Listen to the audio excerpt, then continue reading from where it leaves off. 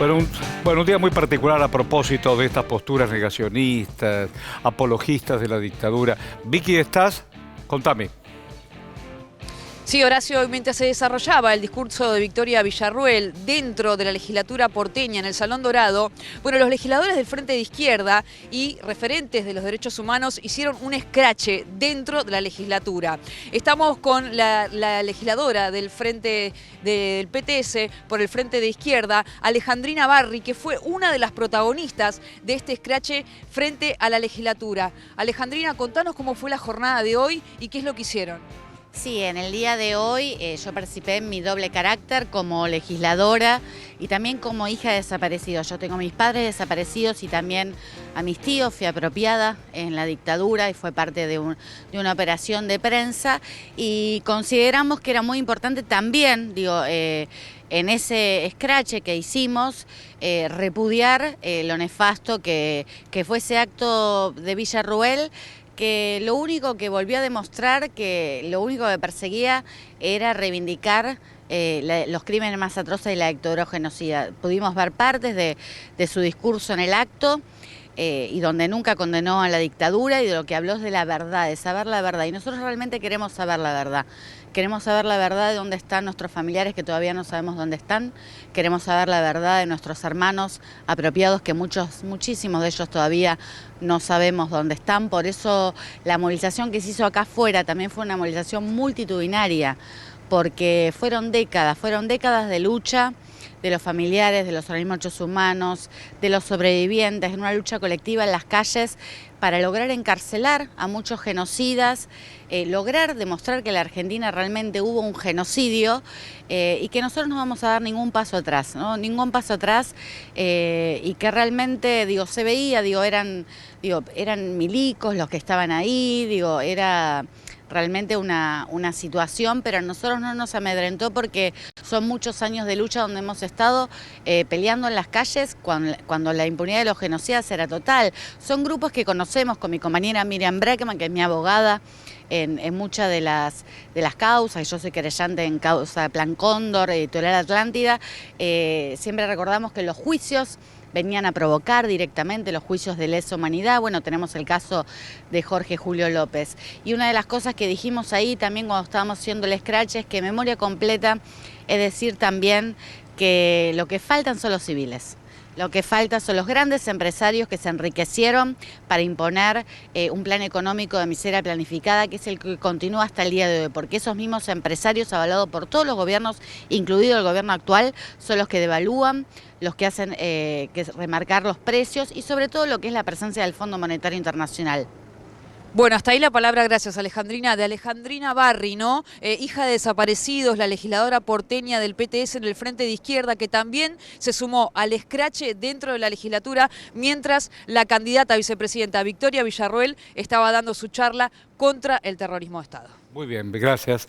Felicita, estamos con la oportunidad de escuchar al doctor Eduardo Barcesat. Le decimos gracias. Bienvenido. Gracias. Una reflexión frente a todas esas cosas que pasan. Contanos. Bueno, creo que no puede de ninguna manera identificarse un hecho dañoso cometido por un particular con un crimen organizado desde el aparato de Estado.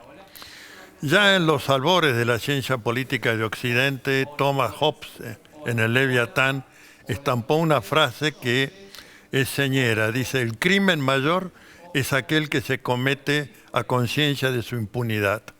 Evidentemente, los crímenes cometidos desde el aparato de Estado han gozado y gozan todavía de un cierto grado de impunidad, porque precisamente el aparato de Estado es la organización criminal encargada de violar la vida, el cuerpo humano, la seguridad, la tranquilidad, la libertad y la integridad personal.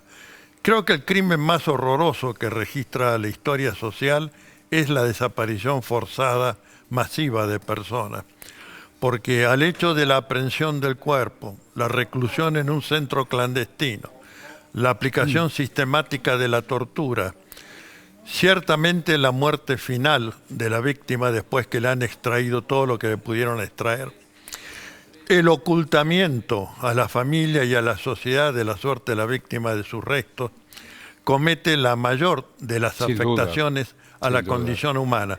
Pretender equipararse en eso, en este acto sombrío que ha tenido lugar hoy en la legislatura de la ciudad de Buenos Aires, agregándole un baldón más a este gobierno local, bueno, me parece una ofensa, primero a las víctimas del Estado terrorista, más luego a la conciencia jurídica de la humanidad, porque estos crímenes que ellos no quieren reconocer son crímenes de lesa humanidad.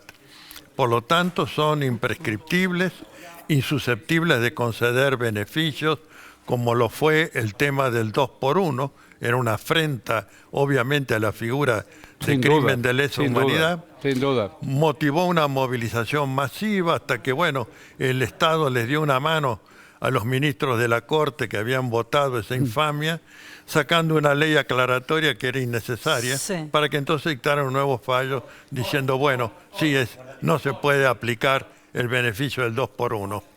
Bueno, yo creo que esto fundamentalmente nos mueve a tener conciencia de que el nunca más no se agota en su enunciación. El nunca más se recuperó en la reforma constitucional del año 94 en una de sus cláusulas más señeras, donde se condenan los golpes de Estado, pero también las formas de excepcionalidad institucional, y se le reconoce al pueblo argentino el derecho de resistir los actos de violencia institucional.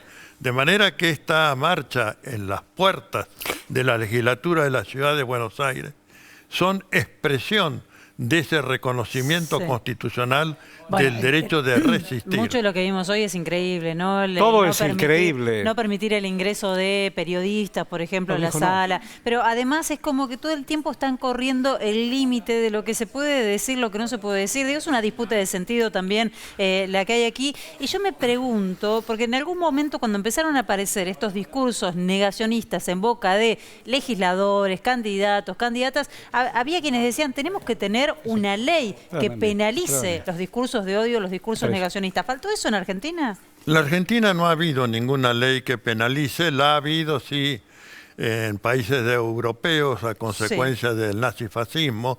Creo que son legislaciones correctas en cuanto inhiben de reivindicar esos crímenes atroces que ofenden la condición humana, pero en la Argentina esto no prosperó hasta aquí, no prosperó. ¿Pero se ha roto el pacto democrático con este tipo de reivindicaciones?